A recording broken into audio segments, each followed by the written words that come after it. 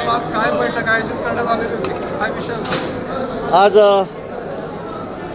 भारतीय जनता पक्षाचे आमचे देशाचे महामंत्री शिवप्रकाशजी आज जळगाव, रावेर, त्यानंतर नंदुरबार, धुळे अशा दौऱ्यावर आलेले आहेत आणि त्यांनी सर्व प्रमुख पदाधिकारी जे आहेत दोन्ही मतदारसंघाचे जवळपास 100 पदाधिकारी आहेत त्यांची बैठक या ठिकाणी घेतली. काही मार्गदर्शन, काही आवश्यक सूचना त्यांनी सर्व कार्यकर्त्यांना या ठिकाणी दिलेल्या आहेत. आम्हाला या उत्तर महाराष्ट्रात 100% निकाल द्यायचा आहे. 8 जागा निवडून द्यायच्या आहेत आणि महाराष्ट्रामध्ये सुद्धा अतिशय चांगला निर्णय, चांगला निकाल म्हणजे गेल्या वेळापेक्षाही सुद्धा चांगला निकाल आम्हाला या ठिकाणी द्यायचा आहे आणि म्हणून त्यासाठी आम्ही संघटनात्मकदृष्ट्या अतिशय बारकाईने लक्ष देऊन त्या ठिकाणी काम करत आहोत आणि म्हणून आजची बैठक ही अतिशय महत्त्वाची होती. हे आजच नाही तर गेले 5 वर्ष आम्ही संघटनेकडे विशेष लक्ष दिलेलं आहे आणि त्या माध्यमातून या ठिकाणी काम सुरू आहे आणि म्हणून आजची बैठक त्यासाठी घेतलेली होती. आज अंदाज सांगणं कठीण आहे, पण मी सांगितलं की मागच्या वेळेचं सुद्धा रेकॉर्ड तुटेल इतक्या चांगल्या जागा यावेळेला या ठिकाणी निवडून येतील आणि उत्तर महाराष्ट्रामध्ये 100% निकाल, 100% 8 जागा या ठिकाणी निवडून येतील. हो, बारामतीची निवडणूक भावनेची का मुद्द्याची असा झाला, असा प्रश्न पडतो जनतेला. एकीकडे रोहित पवार लढतायत तर दुसरीकडे शरद पवार आजारी पडून समजा. मला वाटतं कधी पावसात ओलं व्हायचं, कधी रडायचं, कधी आजारी पडायचं. आता हा ज्याचा त्याचा वैयक्तिक प्रश्न आहे. आता पवारसाहेबांची तब्येत खरं आहे निवडणुकीमध्ये कमी जास्त असते, त्यांना त्रासही आहे. मी त्याबद्दल काही बोलणार नाही, त्या तब्येतीवर बोलणं हे उचितही होणार नाही. पण तो रोहित पवार जे वारंवार 2-3 सभेमध्ये मी बघितलं काही झालं की लगेच रडायला लागतात. मला वाटतं रडून निवडणुका लढता येणार नाही आणि त्या जिंकता येणार नाही. तुम्ही लोकांना फार वेळ तुम्ही वेळ बनवू शकणार नाही मतदारांना. त्यामुळे मला असं वाटतं की मुद्द्यावर बोला, देशावर बोला, काही कामावर बोला, त्यावर तुम्ही मतं मागा ना. मी बघितलं रोहित पवार वारंवार सभेमध्ये आले की ते डोळे पुसतात, रडतात. पण मला वाटतं भावना विवासून असं तुम्हाला चालणार नाही.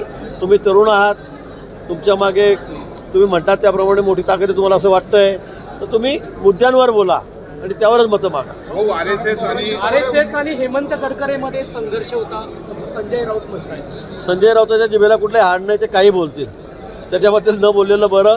तिथं काही काढतात, तिथं त्यांना वाटेल ते बोलतात. जे अगदी कोणी स्वप्नातही विचार करू शकत नाही तसंही ते बोलत आहेत. त्यामुळे त्यांना आम्ही फार महत्त्व देत नाही. मीच नाही, आता जनतासुद्धा किंवा मतदारसुद्धा या राज्यातले त्यांना कोणी महत्त्व देत नाही.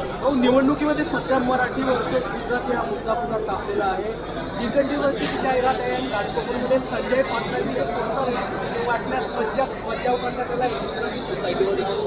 मला असं वाटतं की ही निवडणूक देशाची निवडणूक आहे. ही देशाला विकसित करण्यासाठी, देशाला महासत्ता करण्यासाठीची निवडणूक आहे आणि सर्व लोकांना माहीत 10 वर्षामध्ये मोदींनी काय काम केलं आहे, काय केलेलं नाही. त्यामुळे आता आपापला स्वार्थ साधण्यासाठी प्रत्येक ठिकाणी लोक मग कोणीतरी समाजाचा आधार घेतं आहे, कोणी धर्माचा घेतं आहे, कोणी जातीपातीचा घेतं आहे. मला वाटतं त्यावर कोणी लोक बोलणार नाहीत, कोणीही त्या पद्धतीने त्या ठिकाणी मतदान इकडे तिकडे करणार नाहीत. लोकांचा विश्वास मोदीजींवर आहे. मोदींना पुन्हा तिसऱ्यांदा पंतप्रधान करायचं आहे, या देशाला महासत्ता करायचं आहे, विश्वगुरू करायचं आहे आणि त्यासाठी सर्व मतदारांनी ठरवलेलं आहे. त्यामुळे कोणी काही म्हटलं, कोणी म्हणत असेल की मुस्लिम विरुद्ध हिंदू आहे, कोणी म्हणेल मारवाडी विरुद्ध गुजराती आहे, गुजराती विरुद्ध मराठी आहे. मला वाटतं ह्या म्हणण्याला कुठेही अर्थ नाही. हो, अल्पसंख्याकाचे जे नेते नसीर खान यांची अल्पसंख्याकाचे नेते नसीर खान यांची स्टार प्रचारक पदाचा राजीनामा घेतलेला आहे. वर्षा गायकवाड यांनी पाठिंबा जाहीर केला जातो. नाही, मला या बाबतीवर कुठल्याही माहिती कोण नसीर खान वगैरे. उद्धव ठाकरेंचा दाव आनंदी गेनकडून पद घेण्याचा उद्धव ठाकरेंचा दाव होता असा डॉक्टर एकनाथ शिंदेंनी केला. आता मला त्या बाबतीमध्ये काही फार माहिती नाही. एकनाथ शिंदे जर सांगतायत तर त्या बाबतीत काही तथ्य असेल. आता पक्षांच्या प्रचारासाठी जिल्हाभरामध्ये फिरताना आपल्याला पाहायला मिळत आहे. भाजपमध्ये प्रवेश झालाय का? नाही, मला या बाबतीमध्ये कुठली माहिती नाही. प्रचार करतायत ते रक्षाताईंचा, चांगलं आहे. तुम्हाला माहिती नाही? नाही, या बाबतीत खरंच मला काही माहिती नाही. माहिती मिळाल्यावर मी निश्चित आपल्याशी बोलेन. चाल, आता शेवटचा मुद्दा संपला ना आपला. शरद पवारांच्या 3 सभा जिल्ह्यामध्ये झालेल्या हो, आहेत. मुक्ताईनगरमध्ये तर लाखाचं लीड घेणार असं वेणीताईंनी पण म्हटलेलं आहे. कोणी म्हटलं? वेणीताईंनी. ठीक आहे ना. मला वाटतं ज्यांनी त्यांनी आपापल्या पक्षाचा प्रचार करावा, सांगावं कोण किती लीड. पण मला असं वाटतं की आता घोडा मैदान समोर आहे.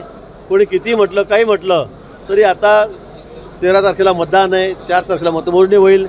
त्यावेळेला सगळ्यांचे अंदाज कोणाचा फोल आहे कोणाचा खरा आहे ते आपल्या समोर येईल. कोणाकोणाच्या सभा होत आहेत जिल्ह्यामध्ये आपल्या नेत्यांच्या? जिल्ह्यामध्ये एक खरं म्हणजे अमित भाईंची सभा आली होती, पण ती थोडी आता मागे पुढे चाललेली आहे. गडकरी साहेब या ठिकाणी येणार आहेत, देवेंद्रजी या ठिकाणी येणार आहेत. आमचा प्रयत्न आहे CM साहेबांनी या ठिकाणी यावं असा आमचा प्रयत्न आहे. अजितदादांनाही मी म्हणतो आहे. पण मला वाटतं बहुतांशी या 2-3 दिवसामध्ये 3-4 दिवसामध्ये या सगळ्या सभा या ठिकाणी होतील. शरद पवार जळगाव दौऱ्यावर असताना यांनी मोदींवर टीका केली होती की नरेंद्र मोदींनी किती कुटुंबीय आतापर्यंत सांभाळले. मला वाटतं आता हे त्याचं कामच आहे टीका टिप्पणी करणं. आता प्रत्येक टीकेला उत्तर देणं हे काही आपल्यासाठी काही आपल्याला आवश्यक नाही आहे. त्याचं उत्तर आता लोक जनता मतदारच त्यांना देतील, कोणी काय सांभाळलं कोणी काय नाही सांभाळलं. मला वाटतं की या विषयावर न बोललेलं बरं. उद्धव ठाकरेंची या ठिकाणी करणार शिवतीर्थर मैदानावर सभा आहे त्यांची वाली उद्या. चांगलं आहे ना, मग त्यांनी यावं ना. उद्धवजींनी त्यांचे कॅन्डिडेट या ठिकाणी आहेत, त्यांनी यावं या ठिकाणी, त्याचा प्रचार करावा. आणि सगळ्याच नेते जे आहेत, मला वाटतं सगळ्याच पक्ष नेते हे या ठिकाणी येत आहेत, प्रचार करत आहेत, आपलं म्हणणं लोकांसमोर मांडतायत, आपले विचार मांडतायत. त्यांनी मांडावेत. पण इथली जनता कुठेही अशा गोष्टीला भुलणार नाही. लोकांनी ठरवलेलं आहे की मतदान कमळाच्या फुलावर ज्या ठिकाणी करायचं आहे, भाजपलाच द्यायचं आहे. आणि मोदींना पुन्हा तिसऱ्यांदा भरघोस मतांनी, आपण बघितलं गेल्या वेळी सुद्धा 60% वर मतदान या दोन्ही मतदारसंघातून भाजपला या ठिकाणी होतं. आणि यावेळेला त्याच्याही पुढे जाऊन ते रेकॉर्ड आम्ही तोडणार आहोत. पवारांनी म्हटलं, पण शेवटचा प्रश्न करण पवारांनी म्हटलेला आहे की लोकांची साथ आहे, मात्र निवडणूक अधिकाऱ्यांची पण साथ असेल तर आम्ही जिंकू शकतो. EVM घोटाळ्याच्या संदर्भात मला असं वाटतं की काही आरोप करायचे, EVM घोटाळा नाही झाला तर मी निवडून येईल, अधिकारी आमच्या बाजूने वागले तर मी निवडून येईल, या म्हणण्याला कुठलंही तथ्य नाही, आधार नाही आहे. असं कोणी बोलूही नाही की EVM मशीन आमच्या बाजूने असं आम्ही निवडून येऊ. आता तुम्हाला तुमची हार आधीच दिसते मला असं वाटतं, आणि म्हणून तुम्ही आता पळवाट काढताय की EVM मशीन आमच्या बाजूने असं आम्ही निवडून येऊ. मला वाटतं देशभरातल्या निवडणुका आहेत, सुप्रीम कोर्टाने जर शिक्कामोर्तब केलेलं आहे, असं EVM मशीन जर मॅनेज करून जर निवडणुका जिंकता आल्या असत्या तर कशाला एवढं खटाटवाने सभा घेतवायचं असतं कोणी. म्हणून मला असं वाटतं की तुम्ही आता उमेदवार आहात, तुम्ही आता तुमचं काम करा, तुमचे विचार पटवा, लोकांना सांगा काय असतील नसेल त्यावर मतं मागा. EVM मशीन जर चांगलं असलं, अधिकारी आमच्या बाजूने असलं आम्ही निवडून येऊ, आणि पडलो तर मग ते आमच्या विरोधात होते. मला वाटतं असं रडगाणं तुम्ही गाऊ नका. नाशिकच्या पालिका मध्ये भूसंपादनामध्ये 800 कोटींचा घोटाळा केल्याचं म्हटलं गेलं आहे बिल्डरांच्या माध्यमातून. मर्जीतल्या बिल्डरांना ते भूसंपादन देण्यात आलेलं आहे असं म्हटलं गेलं. संजय राऊतांनी टीका केली. नाही, मला या बाबतीमध्ये काही नाही. आता मी तरी पालकमंत्री पण नाही, 5 वर्ष झाले, त्यामुळे मला तिथली काही माहिती नाही आपण काय म्हणतो. उद्धव ठाकरे म्हणतात की नरेंद्र मोदी दुर्दैवाने पंतप्रधान आहे, तुम्ही शरीफच्या वाढदिवसाला केक खायला तिकडे गेला होता. आता उद्धव ठाकरेंना म्हणा, तुम्ही किती वर्ष आमच्यासोबत होते, पण त्यावेळेला तुम्हाला का नाही सुचलं, तेव्हा तुम्हाला गोड वाटत होतं का सगळं? म्हणजे आता विरोधात गेले म्हणून काही बोलावं दुर्दैवाने आहे सुद्धा. त्यावेळेला तर तुम्ही केवढं कौतुक करत होते, आणि आमच्या भरोशावर तुमच्या 18 जागा आल्या होत्या निवडून. खासदार कुणाच्या भरोशावर आले होते, 55 आमदार कुणाच्या भरोशावर आले तुमचे, नाही तर आले असते का 15 तरी. हे त्याचं उत्तर त्यांनी द्यावं, त्यावेळेला तोंड म्हणून कौतुक करावं. आणि आता लोकांनीच आपल्याला बाहेर काढलं पक्षातून आपल्या, तर आमच्यावर टीका करावी तर कितपत योग्य आहे? आम्ही काम प्रामाणिक करू, ते विधानसभेत करू नको करू. नक्की आम्ही सगळे सोबत आहोत. शिवसेना, भाजप, राष्ट्रवादी, रिपाई, आम्ही सगळे पक्ष, मनसे, आम्ही सगळे सोबत आहोत. या निवडणुका आम्ही एकमताने निवडणूक लढवत आहोत, एक दिलाने लढवत आहोत. पुढच्या विधानसभा निवडणुका आम्ही तसे ताकदीने आणि 100% आता तर यावेळेला फक्त एकच आमदार रावेरचा काँग्रेसचा आहे, पण तोही आम्ही शिल्लक ठेवणार नाही.